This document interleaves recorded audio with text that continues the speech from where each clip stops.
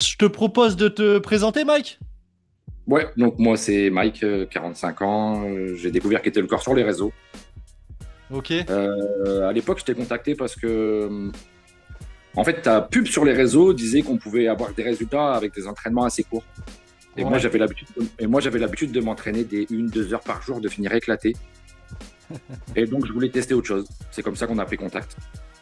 Et avant Kettlecore, t'en étais où dans tes entraînements, dans ce que tu faisais, dans toutes tes routines que tu mettais en place?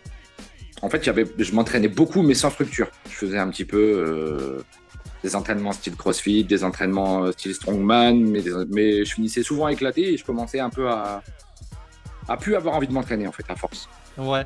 Et pendant combien de temps t'es resté dans ce type d'entraînement et est-ce Je que crois que t'as j'ai eu fait ça. des douleurs par rapport à ça, Je pense que j'ai ça t'a éclaté au niveau de la fatigue et de l'énergie?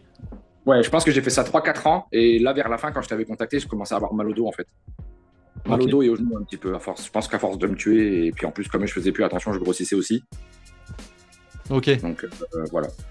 Et qu'est-ce qui t'a dit, ok, je vais franchir le pas, je vais sonner chez Quentin? Bah, c'est quand j'ai. En fait, à l'époque, c'est quand j'ai commencé à avoir mal au dos, quand mon fils il était petit et quand je le berçais en fait. D'accord. Et je me suis dit, il faut que je me bouge. Je peux pas. Enfin, tu peux pas être un papa avec un gosse de moins de 2 ans et te dire j'ai mal au dos en fait. Et non, enfin non, je peux pas le bercer. Non, je peux pas m'en occuper. Et du coup, bah, je me rappelle avoir vu une pub sur Insta et du coup, j'ai franchi le pas, je t'ai envoyé des messages et puis je pense qu'après, on avait fait assez vite en plus. Ouais, ouais, quand même. C'était droit au but. Allez, let's go, Ouais, on c'est ça. commence. Et donc, par rapport à ça, ton dos, il en est où aujourd'hui? J'ai plus aucune douleur du dos. Je me rappelle à l'époque quand tu m'avais demandé de faire des Turkish Get-Up avec une chaussure. Je m'étais dit, ouais, mais même avec une chaussure, je vais pas y arriver, ça me faisait mal au dos. Et maintenant, j'enchaîne les Turkish Get-Up à 32 kilos quand même. Ouais, donc c'est une grosse différence. Et tout à l'heure encore, tu t'es entraîné avec ta grosse boule de 50 kilos. Ouais. Et, enfin, je vais pas dire facile, mais pas de douleur en fait. Ouais, bon, c'est hyper important parce qu'en soi, on s'entraîne aussi pour avoir un corps qui nous sert dans la vie de tous les jours, hein, sans douleur. La douleur, c'est chiant parce que même psychologiquement, ça nous embête un peu. Et qu'est-ce qui t'a le plus surpris dans l'approche Kettlecore? La structure, les entraînements étaient très structurés et très, comment dire, très progressifs. Ouais, Le fait aussi qu'il y avait énormément de. On s'était très insistant aussi sur la récup. La récup, les stretching, généralement, ça, on le met de côté, en fait, tout ce qui est stretching, récup. Là, je me rappelle au début, je trouvais même ça chiant au début, de faire des séances de stretching. Et en fait, maintenant, je pense que j'aurais du mal à pas les faire. ok, donc beaucoup de bénéfices par rapport à ces protocoles de récupération. Et c'est hyper important la récupération, forcément. C'est un facteur qu'on oublie souvent.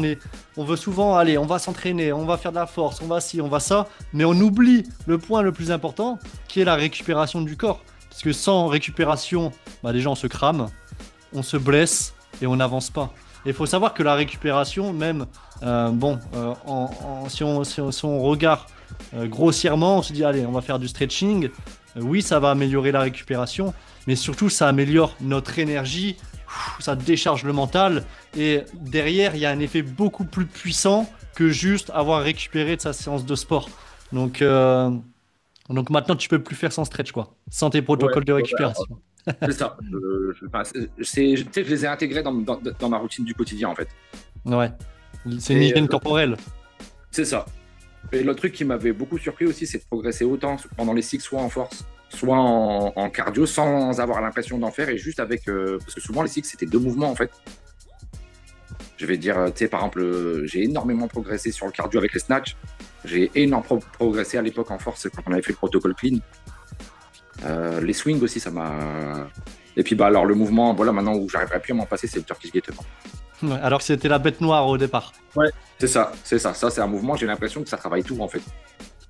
Ouais, Des fois, franchement, ce il mouvement, il est me excellent. muscle du doigt de pied au haut de la tête, en fait.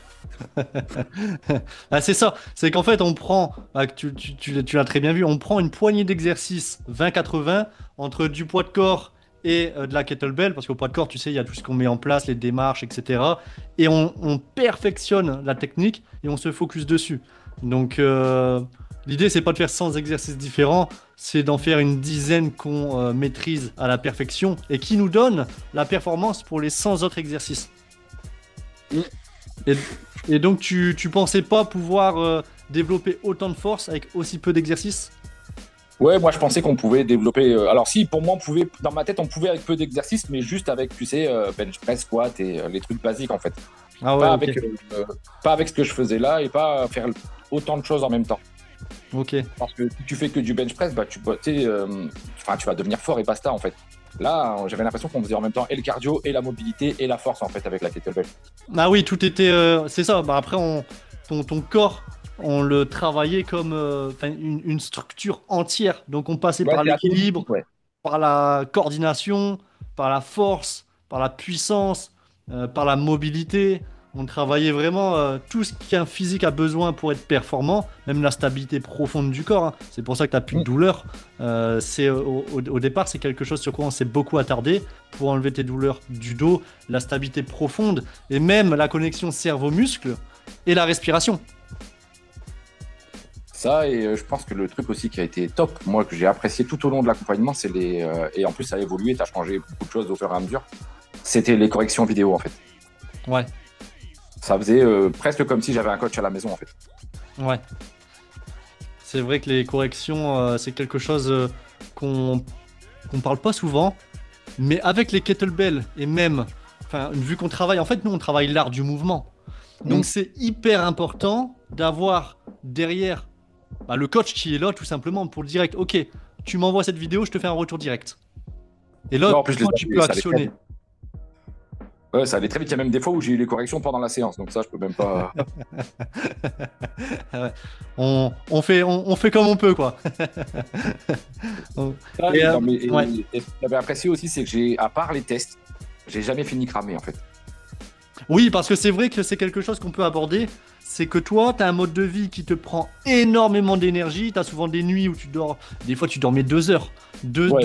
2 heures par nuit. Tu as énormément de choses à gérer. Un travail avec beaucoup de responsabilités. Et comment tu t'es senti par rapport aux entraînements et au fait que parfois, tu avais des nuits. Enfin, c'est pas parfois, c'est très souvent, toutes les semaines, des nuits où tu dormais pas beaucoup et tu devais quand même t'entraîner. Comment c'était organisé? Comment tu te sentais? Alors, ce qui avait de bien, c'est que j'ai toujours gardé de l'énergie pour le reste. Et les fois où ça a été le plus dur, je me souviens que je t'envoyais des messages et tu me réadaptais des séances parce que c'était plus dur, en fait. Et j'ai même, moi, je pense maintenant appris, tu sais, à me dire, OK, là, c'est dur, on va faire, mais on va faire d'une autre manière. Bien Et sûr. pour que ce soit bénéfique, mais en fait, garder le côté bénéfique, pas justement l'inverse. L'entraînement, je me rappelle qu'une fois, tu m'avais dit un truc, ça doit servir ta vie, pas l'inverse. Exactement. Et c'était ça vraiment, enfin, ça, c'est top dans l'entraînement kettlebell, c'est ça qui est vraiment bien, en fait. Bah, c'est ça, c'est qu'on a la cible, c'est de te rendre plus fort, monter tes niveaux d'énergie et vraiment, toi, par rapport à tes objectifs. Mais forcément, on met en place certaines actions. Mais parfois, par rapport à ton mode de vie, ces actions, il faudra un petit peu les changer parce que quand tu dors, par exemple, 7 heures par nuit et des fois 2 heures, les entraînements ne seront pas les mêmes. Parce que si tu fais le même entraînement, tu vas te cramer au niveau de ton énergie, tu vas rencontrer un mur, et donc derrière, tu auras envie d'abandonner, et surtout, pour la sécurité, ça peut parfois être dangereux. Donc ouais, c'est hyper important de prendre du recul, voir, ok, tel et tel élément dans ma vie a fait que je peux pas faire mon entraînement comme d'habitude, et là, avoir la curiosité de se dire, comment j'ajuste ça? Bon, là, tu me demandais, moi, je mettais tout ça en place. Mais du coup, tu as compris la vision derrière du fait de s'entraîner pour notre vie. Et donc, par rapport à ça, on ajuste. Ouais, ça, on avait fait aussi beaucoup de trucs de respiration les fois où j'étais fatigué.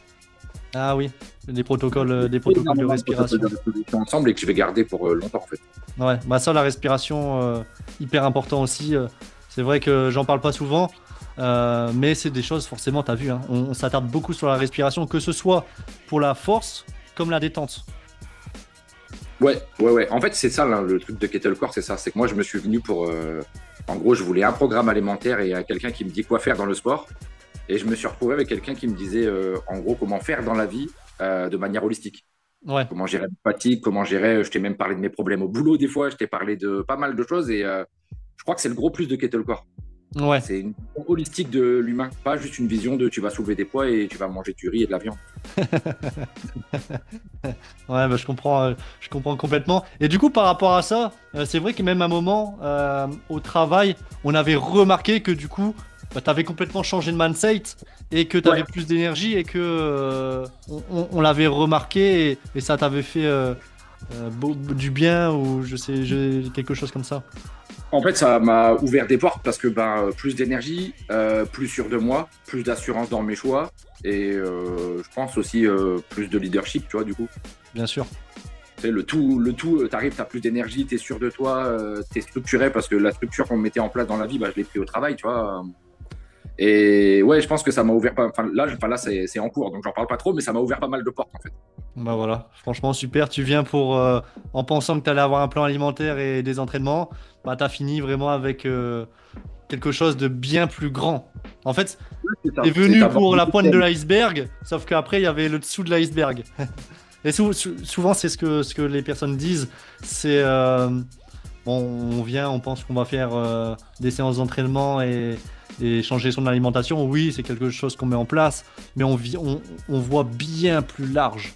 Vraiment dans le 360 degrés autour du corps, de la performance en fait. On est dans de la performance, que ce soit au niveau de notre vie, au niveau de notre sport, notre perso, notre travail, on performe vraiment tout ça. Et après, forcément, ça se répercute dans plein de domaines. C'est un petit peu un effet boule de neige. Et, euh, et toi, quel résultat concret et mesurable t'as observé au niveau de ta vie, que ce soit pro, perso, ton physique, ton mental? Alors physique, je suis devenu plus athlétique et j'ai maigri. J'ai encore du travail, mais c'est déjà voilà. Malgré un rythme de vie où je mange souvent pour le travail, souvent dehors, souvent au resto, souvent j'ai pas le choix en fait, je peux pas trimballer de gamelle, donc souvent je mange ce que je peux. Mais malgré tout, ouais, ça c'est eu des, j'ai appris à faire les bons choix, donc il y a eu des gros progrès là-dessus. Mentalement, ce que je disais tout à l'heure, je suis plus sûr de moi et j'ai beaucoup plus d'énergie. Ça Et se sent, aussi, ça ouais, se sent. Je le sens à travers la caméra. et aussi j'ai gagné énormément en force. Et au début, je suis pas venu pour ça, mais j'ai gagné énormément en cardio aussi. Ouais. Et Ouais, c'est important le travail du cœur, hein. quand j'avais commencé l'accompagnement, je finissais essoufflé quand on montait des escaliers, quand ceci, quand cela, ça c'est fini en fait, hein. Je prends les escaliers par plaisir maintenant même. Ouais, ouais, ouais. Et surtout que bah, ces derniers mois, tu as eu quelques tests, notamment celui incroyable du test à 32. Mm. 32, combien de répétitions tu as fait à 32 en presse strict? Je me rappelle plus. Là comme ça, je me rappelle plus, mais j'étais à pas mal, hein. Plus d'une quinzaine, hein. Ouais, c'est ça, ouais, c'est ça. Ouais, c'est franchement, même moi, je me suis dit waouh. Non, bah, après, à C'était la base, j'ai de la force, mais là, j'ai appris à à l'ex- l'utiliser là. à l'exploiter. Ouais. À l'exploiter. Je me rappelle que quand je t'ai mis des premiers presses à 32, t'y croyais pas. Ah oui, non, ouais, je voulais pas les faire au début. Ouais. Je me rappelle de ce moment-là et au final, je sais pas, je sais plus combien de temps après, mais t'as fait plus de 15 reps. Ouais, là, j'ai plus le. Parce que depuis, il y a eu le snatch test, et en fait, c'était ça, là, je me suis focus Ouais, on a eu aussi le snatch test. Ouais, sur tout ça. Je me suis tellement focus sur le snatch test, parce que le snatch, c'est un mouvement quand même assez compliqué, et je me suis focus dessus de ouf, du coup, j'ai oublié le reste, en fait. ouais. C'était de très beaux entraînements. Et du coup, par rapport à ça, euh, qu'est-ce que tu dirais à une personne qui hésite de franchir le pas et de se dire, allez, je me lance là, parce que forcément, le coaching en ligne en France, c'est un petit peu encore, on ne sait pas à qui on a affaire, etc. Qu'est-ce que tu dirais à une personne, par exemple à moi, qui veut rentrer chez Kettlecore, mais j'hésite, pour par exemple monter mon niveau d'énergie, être plus fort, mais voilà, je vois que ce que je vois un peu sur les réseaux, donc je vois pas la profondeur. Qu'est-ce que tu dirais à ce type de personne? Moi, je vais dire ce que, au tout début, quand on s'était parlé, je t'avais dit, moi, j'ai déjà fait des coachings en ligne, et je tombe souvent sur des gens trop mous. C'est Et vrai. en fait, avec toi, ce qui avait de bien, c'est que c'est strict mais bienveillant. C'est aussi une approche complètement complète où tu m'as jamais dit ce que j'avais envie d'entendre. Tu m'as dit ce que j'avais besoin d'entendre. Et je pense que ça, c'est le plus important. En fait, souvent, la relation, tu sais, du coaching en ligne, tu payes, les gens, ils te disent ce que tu as envie d'entendre. Là, tu m'as dit à chaque fois ce que j'avais besoin d'entendre au moment où j'avais besoin de l'entendre, quitte de temps en temps à me pousser un petit peu. Et je pense que c'est ce qu'il faut, en fait. Il faut, et tout ça, en plus, de manière sympa et bienveillante quand même, en fait. Ouais, Je pense que c'est ça, la personne qui l'a maintenant veut y arriver. En fait, il faut qu'elle se tourne vers ça, en fait. ouais. J'essaye parfois de pas être trop militaire. Moi, je ne sais pas, tu te rappelles, au début, je suis venu pour ça en disant, ouais, j'aime ton approche Je me militaire, en rappelle. fait. Je me rappelle. Que c'était juste pour me dire, ah, t'es fatigué, ne fais pas, ça, je peux le faire tout seul. Ouais, ouais, complètement. Par contre, c'était pas ça. La réponse, c'était, t'es fatigué, on va adapter la séance. C'est ça. C'est qu'en fait, on avance toujours. 1 est toujours mieux que 0. C'est ça, il y a toujours eu quelque chose et j'ai jamais fini fatigué tout en progressant, mais vraiment à la force, j'ai gagné énormément en force. Et même physiquement, ça se voit en fait. Bah ouais, quand on voit les derniers entraînements, même sur la prog WKB, c'était costaud, hein. Ah, et puis, moi à l'époque, j'y pensais pas. Ce que je dirais aussi, c'est moi, je suis venu juste pour un programme sportif et je me suis retrouvé avec limite un coach mental en fait. Ouais. C'est, pour moi, c'est le mental, c'est 80% de l'atteinte d'un objectif. Donc, c'est pour ça on travaille beaucoup sur ça. C'est parce que le mental, c'est la première source d'énergie aussi du corps. Pour la petite anecdote, c'est ce qu'on apprend beaucoup à l'armée. On apprend à un soldat à être fort mentalement avant d'être fort physiquement, parce qu'on sait que le mental est la première source d'énergie. Donc ça veut dire que si tu as un physique qui est moins bon mais un mental plus fort, tu vas avoir plus d'énergie qu'un mec qui a un physique plus bon mais un mental plus faible. C'est pour ça qu'aussi, il y a ce côté derrière d'accompagnement mindset. Ok, l'objectif c'est ça, là il y a ça, c'est pas grave, on passe par là. Ou dans ces cas-là, c'est mieux de penser comme ça parce que X, Y, Z, etc. Vraiment travailler sur ça. Et c'est ça aussi qui permet aussi d'améliorer la vie sur les côtés, que ce soit pro, perso, la vie de famille, tout ce que tu veux. Forcément, quand tu commences à travailler ton mindset par rapport à différentes choses, bah, tout va mieux. Parce que ce qui parfois, la vie n'est pas rose. Donc parfois, tu as des choses qui peuvent arriver. Et quand tu sais comment gérer ça et continuer à avancer, bah, en fait, tu t'arrêtes jamais. Et la seule limite, c'est le temps. Ça, et moi je dirais aussi, tu sais, moi j'ai beaucoup, et là encore, mais à ce moment-là, au moment où je t'avais contacté, j'avais énormément de choses à gérer. J'avais plein d'ambitions, mais c'était compliqué de mettre en place tout ce que je voulais. Et la partie que j'ai fait avec toi, elle m'a tellement déchargé mentalement. Tu sais, de pas avoir à me dire, là, je vais devoir faire ça, là, faut que je gère ma nutrition, là, faut que je gère l'entraînement. En fait, c'est bizarre à dire, mais je t'ai filé cette charge mentale, en fait. Et Bien du coup, sûr. moi, ça m'a permis de progresser sur tout le reste, en fait. Bien sûr. C'est vrai que c'est un gain de temps. C'est un gain de temps parce que dans ton cerveau, en fait, tu peux pas avoir les choses illimitées dedans. Donc, à côté, quand tu as déjà la vie de famille, les responsabilités, les factures, un enfant en bas âge, le travail, et toutes les forces extérieures qui arrivent dans ta vie, la famille, etc., bah, en fait, ton cerveau, il est énorme. Et si derrière, tu dois encore étudier ou essayer d'inventer une nouvelle recette pour améliorer ton physique, améliorer ton énergie, améliorer ton mindset, améliorer ta nutrition, améliorer ta respiration, etc., ta mobilité, combler tes douleurs, bah, en fait, tu mets 10 ans et tu t'épuises. Alors que là, tu as eu la recette. On n'a rien réinventé. Je t'ai donné une recette de cuisine, tu l'as appliquée et tu as eu un bon gâteau. Tu sais, là, avec le maintenant, parce que ça fait plus d'1 an, je crois qu'on travaille ensemble. Ouais. Avec le recul, je me dis, tu sais, demain, je veux faire des travaux chez moi, bah, je vais faire venir un mec qui fait des travaux. Et par contre, on a du mal à franchir le pas de se dire, bah, je veux progresser physiquement, je vais prendre quelqu'un qui s'y connaît, en fait. Et je pense que c'est une grosse erreur. Complètement. Complètement parce qu'on pense, surtout nous les hommes, hein. Les femmes un peu moins. Mais les hommes, c'est beaucoup, il y a l'ego, je pense, je sais le faire tout seul. Alors qu'en réalité, c'est compliqué. Il y a beaucoup de choses en fait. C'est pas juste on va pousser comme tu l'as dit tout à l'heure, c'est pas on va pousser pour pousser. Il y a tout ce qu'il y a derrière. L'entraînement, c'est une science, c'est un art. Bon, il n'y a pas que l'entraînement, il y a tout ce qui est à côté. Mais c'est comme quand tu veux te faire accompagner pour atteindre un objectif. Bah, tu vas voir le meilleur mec qui a déjà atteint cet objectif et il te donne la recette. Tu veux faire le meilleur gâteau au chocolat que tu veux, tu vas pas inventer la recette, tu vas prendre la recette de ton chef préféré. Et ça, c'est vrai que ne pas vouloir réinventer la recette et se dire ok, je délègue, ça fait gagner un temps fou. Ah oui, je pense que j'ai gagné en moins d'1 an, là, j'ai gagné. J'ai plus progressé que mes 3 ans d'entraînement avant, en fait. Ouais, ouais, sans te cramer, en ayant plus de douleur et donc maintenant, bah, tu voles de tes propres ailes et ça va durer jusqu'à la fin de tes jours. Ouais, et en plus, c'est ça que j'ai acquis aussi. Alors, je veux pas dire que je suis le plus fort et compagnie, mais je suis autonome, en fait, là, dans mes entraînements, en fait, si je veux. Bon, t'es dans un bon top 1%, je pense, hein. En termes de force et de conditions physiques, Ouais, t'es très bien, quoi. Mm. Tu peux faire un get-up en me tenant un bras tendu s'il faut. Voilà. Voilà.